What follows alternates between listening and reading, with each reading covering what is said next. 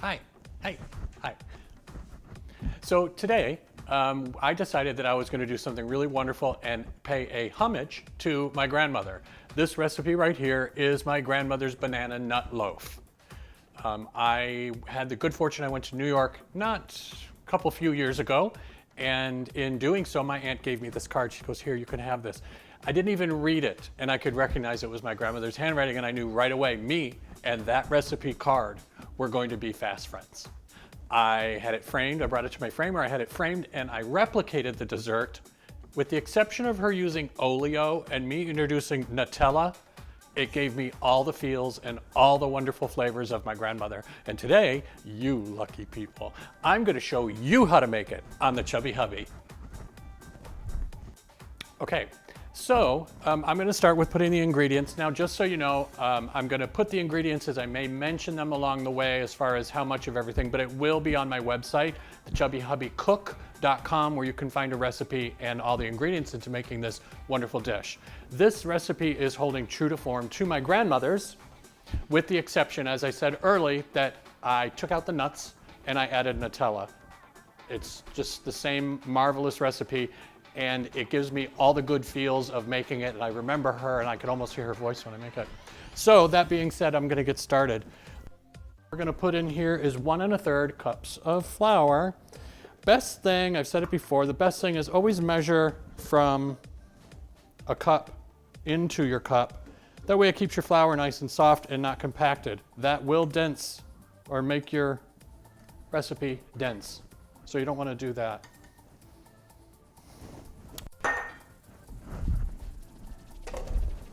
And then we're gonna go with a teaspoon of salt.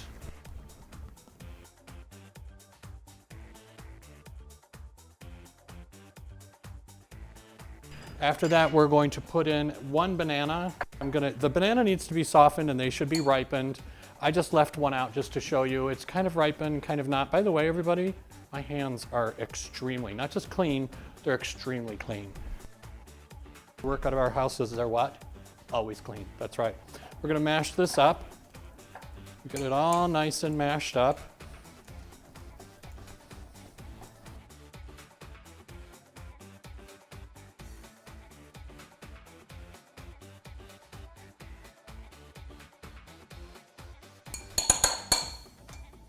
We're gonna add in the 1 cup of banana. I like the bananas to be, it always says ripe, but I always notice that when you take a banana, you start mashing it, it kind of goes ripe on its own, but it really kind of melts down quite nice. After the bananas, we're going to put in 1 cup of, no, I'm sorry, not 1 cup. That's right, I'm reading a cue card. 2 of sugar.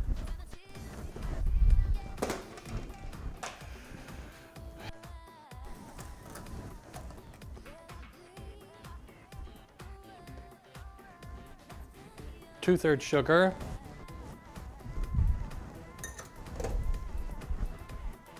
Two large eggs.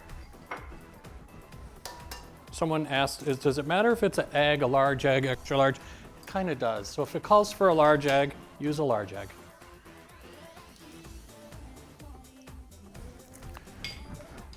Now we're going to go with 1/3 cup of canola oil. 1/3 cup.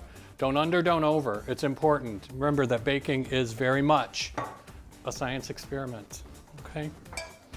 And then 1/3 cup, by the way, do you love this cup? Pick this up at Williams-Sonoma. Let me tell you why it is a wonderful cup. Metrics, ounces, and more ounces in larger sizes. And it pours out of each side. It never drips. So we're putting in 1/4 cup of milk. And then we're gonna put in vanilla extract, which I forgot to get out.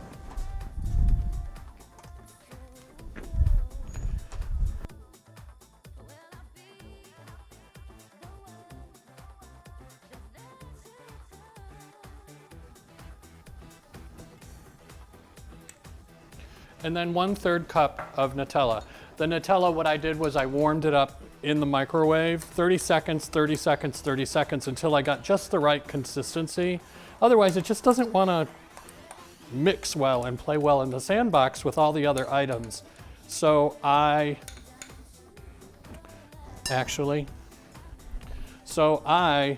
warm it up, but not to the point of scorching it. That's just not good.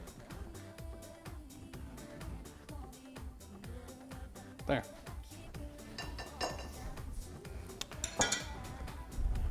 Okay, so before we mix everything up, one thing I did want to point out, instead of just doing a wrap,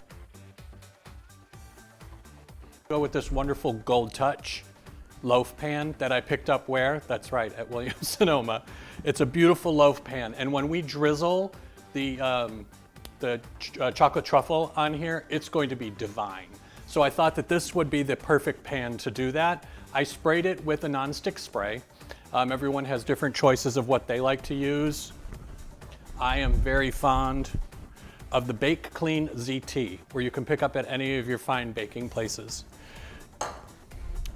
And then I just let it set. And at this point, it looks really good. It has been sprayed already. That's what we're gonna put this in. So what I like to do is take something and just semi-mix that flour in and break the eggs, just to lightly get it started. You should have put your oven, I apologize, you should have put your oven at 325. It's gonna be for 25 minutes. And now that we've got that kind of started, that's right, fingers are clean. Fingers are clean. We're going to use the old KitchenAid mixer.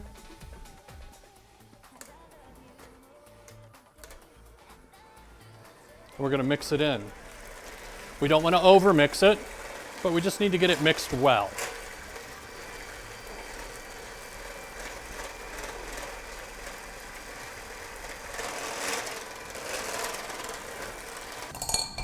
Now that this is mixed, we're going to pour it into our pan and hopefully not make a big mess of things.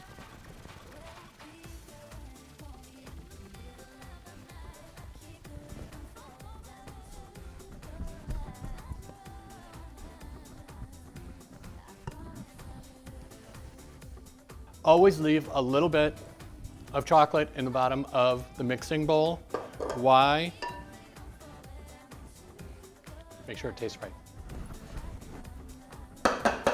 Give it a little bit of a tap, tap, tap on the counter. When you can start to see a few bubbles, you're good. This looks perfect. This looks truly perfect. Your mix should come to about 2/3 of the size of your pan, unless you want it to just kind of muffin top. No one likes a muffin top. We're gonna put this into our oven for 25 minutes.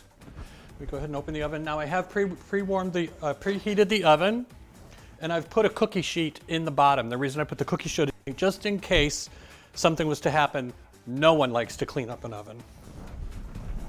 And we'll put that in the oven, and we'll set the timer for 25 minutes, and we'll be back in 25 minutes.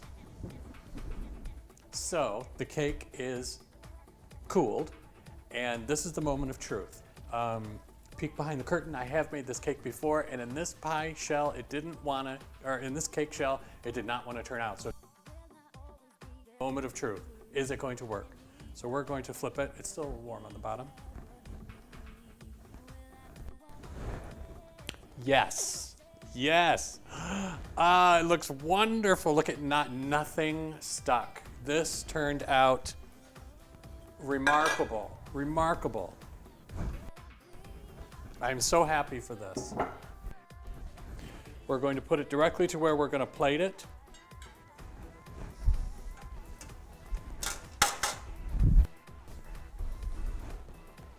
And now we're going to go to the oven, and we are the stovetop, and we are going to heat up the chocolate truffles and get that part started, and it will be wonderful. By the way, I did get some blueberries, and we're going to top it just extra special on the top with some blueberries.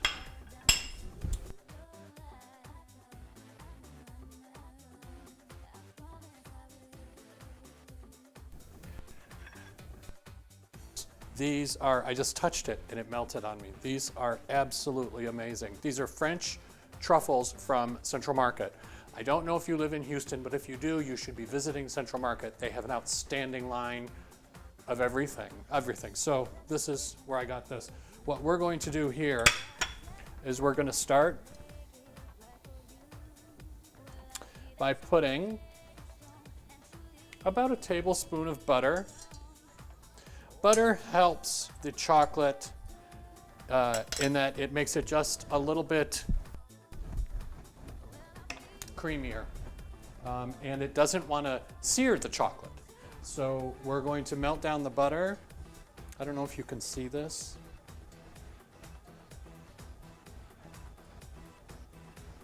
Okay. Again, it's key. Time is on our side. So we're going to go slow and keep it at medium. We're going to put all of the truffles. I need to get a smaller.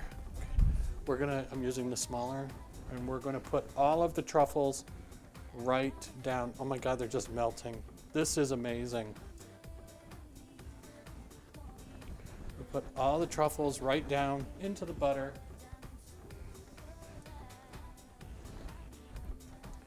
And we're gonna melt that down. Doesn't that look delicious? Oh, this is exciting. I wish you could be here to see this, because this is amazing and it smells so good. I feel like I'm at Willy Wonka or something. We have to be careful not to let this chocolate scorch. It has a buttery chocolate smell. It's so wonderful. And that's really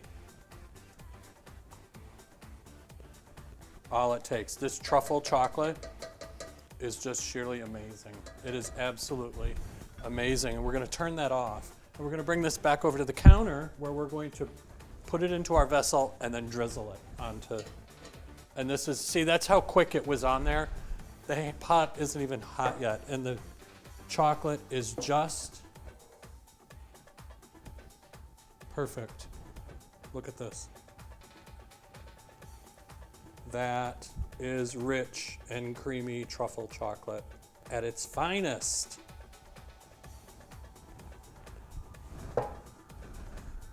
Now we're going to drizzle. We get one shot at this. One shot at this. And what we're going to do is just drizzle.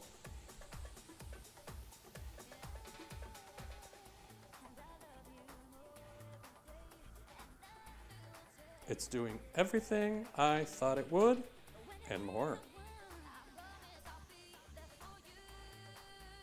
As you can see, I'm drizzling it down, or doing my best to drizzle down into the crevasses. Gosh, I love that word, crevasses, crevices, crevasses, you choose. This is going to be the most rich and decadent dessert. This is something that, although I did not follow her recipe completely, my grandmother is so proud of me, I know. She's looking down at me from the chocolate heavens and saying, John, put my recipe back how it belonged.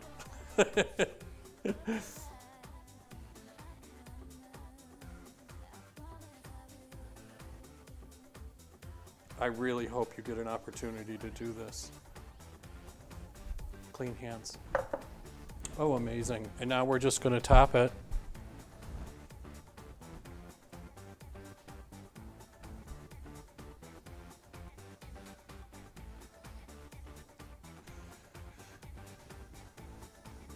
With blueberries, because nothing says chocolate better than blueberries.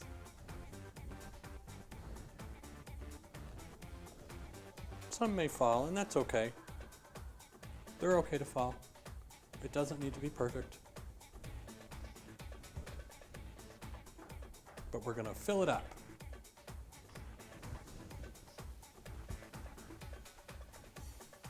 That one got too far away. We're gonna try that one again. There we go. So I would like to know what you think about this dessert. I would like to know if you would try it. Oh, I would like to know if you caught my mistake that it was not 1 cup of flour, but it was 1 2/3 cups. I did put a correction on the video while this was cooling. Yeah, there were a couple mistakes. My sound was having issues, but that's okay. This, and you know what? We're going to do this. And you know why? Why not?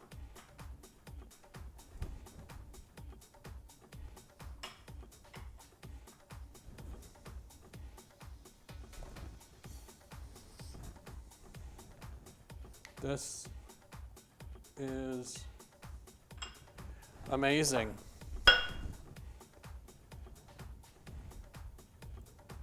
Beautiful dessert. Okay, if you could go to my Instagram page, that's Chubby Hubby Cook, go to my website at chubbyhubbycook.com. There you can find all of my recipes, a blog and a vlog of everything that we've done, different techniques, even how to tie your shoelaces, to be perfectly honest with you. It's all gonna be there. Now this was my grandmother's banana nut loaf. I've obviously made some changes to it, but with change, with generations, a little bit of change. But what's most important is that her memories, were here with me today when I made this. Remember, it's not just food, it's love made edible. Thank you, bye-bye.